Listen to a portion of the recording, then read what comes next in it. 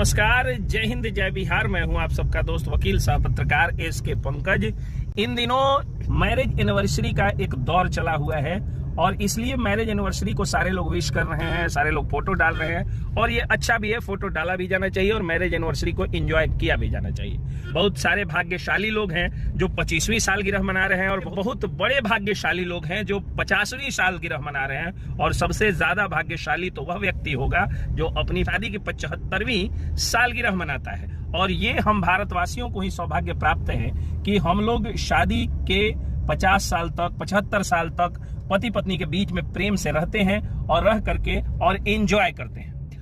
और उस दौरान जो है वो 25 साल पर हम लोग मम्मी पापा भी बन जाते हैं और 50 साल पर हम लोग दादा दादी भी बन जाते हैं। 75 साल पे तो परदादा और परदादी भी बन जाते हैं। लेकिन जिस तरह से इन दिनों शादी विवाह की उम्र बढ़ी है, यानी लड़के लोग जो है वो प्रायः 35 के बाद शादी कर रहे हैं और लड़कियां प्रायः 30 के बाद शादी कर रही हैं। ये एक चिंता का विषय है। कहीं ऐसा ना हो कि हम भारत में देश कुपोषितों का देश न बन जाए और बूढ़े माता पिता का देश ना बन जाए।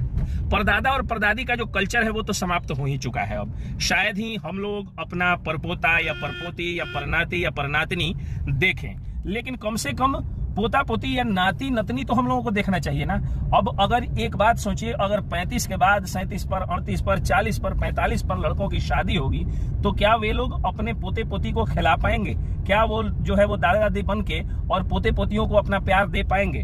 इसका जवाब आप सब भी नहीं ही दीजिएगा। देखिए, शादी विवाह की उम्र जो बढ़ी है, इसमें ऐसा नहीं है कि बच्चे सिर्फ जो है वो शिक्षा दीक्षा प्राप्त करने के लिए शादी नहीं कर रहे हैं, बल्कि उनके माता पिता जो है वो एक तरह से दहेज के लोभी बन चुके हैं। उनको लगता है कि अगर सरकारी नौकरी प्राप्त कर लेगा, मेरा बेटा अपने जीवन में कुछ कर पाएगा, ओन हाउस हो जाएगा, उसके पास बड़ी गाड़ी हो जाएगी, ढेर सारा पैसा हो जाएगा, लाइफ सेट हो जाएगा, तो उसको ज्यादा दहेज मिलेगा। क्योंकि माता पिता के पास उतनी जमीन जत्था उतना होता है, कोई ना कोई पारंपरिक रोजगार होता है या पारंपरिक मजदूरी ही होता है कि वो चाहे तो अपने बेटा बहू को अच्छे ढंग से खिला सकता है, पोता पोती को भी खिला सकता है।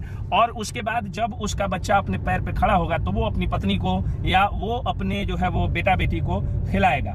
अगर उसका भी बेटा अगर उस उम्र तक, शादी की उम्र तक अगर कमाने वाला किसी कारणवश नहीं बन जाता है तो वो भी अपने पोता पोती को या बेटा बहू को खिलाएगा। यानी एक जनरेशन जो घट चुका है कि मैं अपनी पत्नी को तभी लाऊंगा जब अपनी पत्नी को कमा के खिलाने लायक बन जाऊंगा, ये मेरे हिसाब से कुछ गलत है।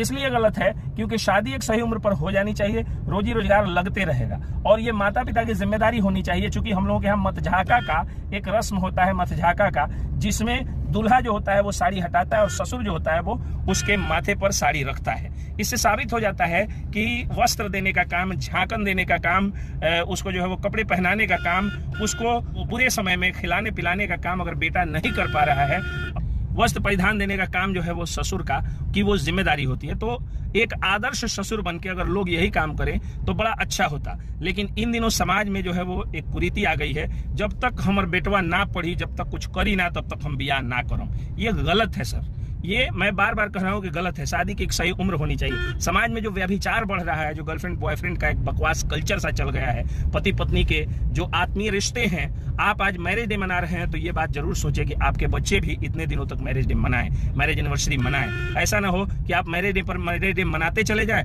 आपका बच्चा जो है वो 35 साल 38 साल तक केवल और केवल गर्लफ्रेंड बॉयफ्रेंड के कल्चर के साथ जिए और शादी के बाद जो है उसका केस जो है वो फैमिली कोर्ट में पहुंच जाए। बहुत सारी बातें हैं, इतना खुल के मैं नहीं बता सकता हूं, लेकिन यही कहूंगा कि शादी की उम्र को घटाइए और खुद अगर आप मैरिज एनिवर्सरी मना रहे हैं तो याद रखिए और ध्यान रखिए कि आपके बच्चे भी ज्यादा से ज्यादा दिनों तक मैरिज एनिवर्सरी मनाएं। ऐसा कुछ काम करें। जय हिंद, जय बिहार।